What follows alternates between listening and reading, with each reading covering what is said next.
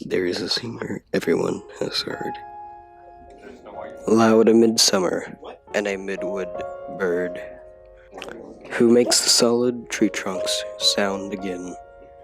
He says that leaves are old and halt for flowers. Midsummer is to spring as 1 to 10. He says the earlier petal fall is past, when pear and cherry bloom went down in showers. On sunny days, a moment overcast, and comes that other fall we named the fall. He says the highway dust is all over. The bird would cease and be as other birds, but that he knows in seeing not to sing.